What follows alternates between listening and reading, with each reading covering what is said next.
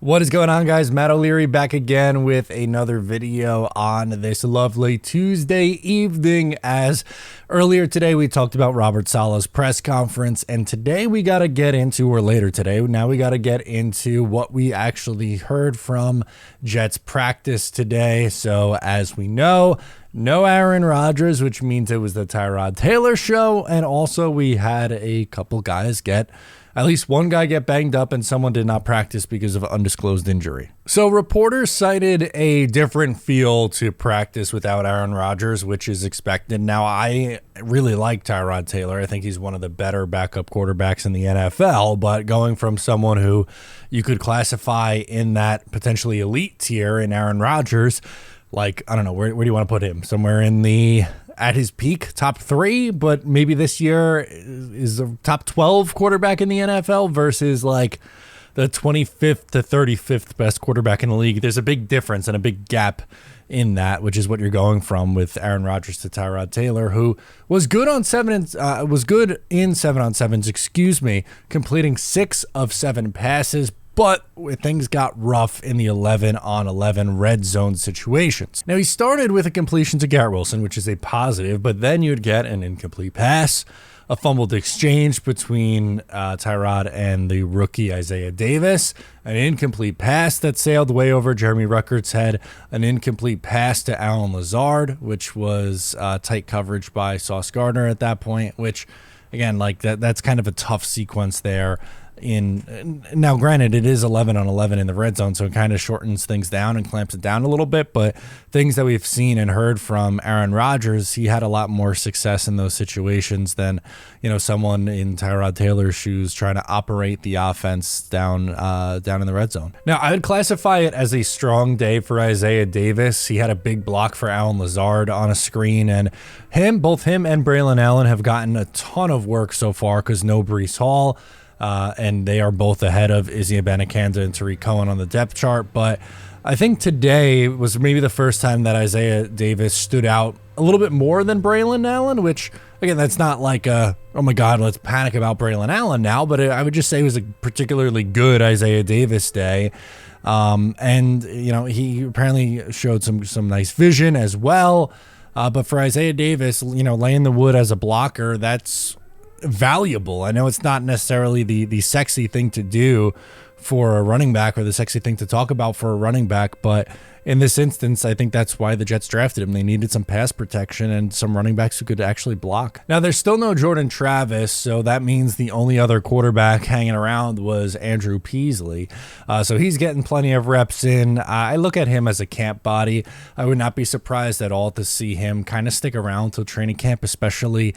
Well, not especially, but depending on Jordan Travis and what he does, I would think, they need someone, frankly, like, this is a tough way to say it. It used to be the 4th preseason game, but they need someone to play the second halves of these preseason games. And yes, Jordan Travis is going to get his runs. Tyrod Taylor is going to play a little bit too, but you're going to get maybe one drive from Aaron Rodgers in the preseason. The rest is going to be Tyrod, Jordan Travis, and probably a guy like Andrew Peasley. And, he supposedly made a nice pass earlier today, which is good.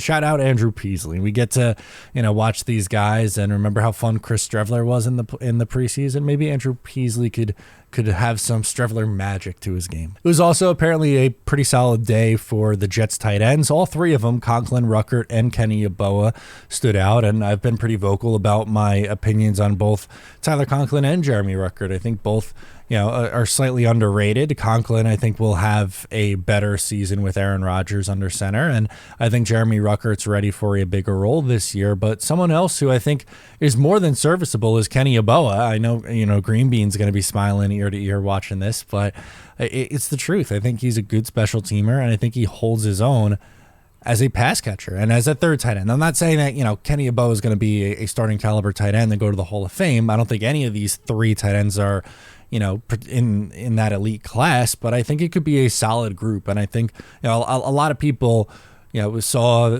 the idea of adding a guy like Brock Bowers to this group and was like, oh, well, that means like this tight end group isn't good enough. And it's like, well, that's not really the case because Brock Bowers isn't your prototypical tight end. He's really would be more like a big slot in this offense, but that's ancient history at this point. He's in Vegas now, so the New York Jets are rocking with Conklin, Ruckert, and Yeboah, and I think they'll be just fine with that trio this year. So Leaky Fotu was out with an undisclosed injury. You also had Izzy Abanikanda get banged up. Looked like maybe he hurt his shoulder during practice. And, these things are going to happen. That's just the reality of a violent game. You are going to get some injuries. But, for Izzy, it feels like that can't come at a worse time. He dealt with injuries last year in the preseason. He got hurt, missed a lot of time, and didn't really get much run at the end of the year.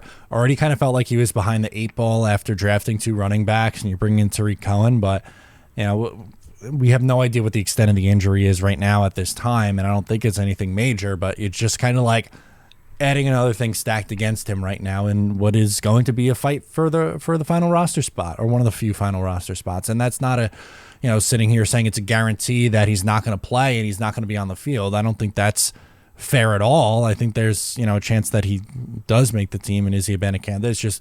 It's going to be an uphill battle and a challenge. That's all, and that's going to be part of it. And for Leaky, it is what it is. I'm not really all that concerned about him as a depth interior player. Javon Kinlaw was back. He was not there for OTAs, but he slotted right in with the starters next to Quinnen Williams, which is expected. If healthy, Javon Kinlaw, I think, is going to get a majority of the reps on the interior. The debate is if he's as good as someone like Quentin Jefferson, who was here last year, or even Sheldon Rankins before that.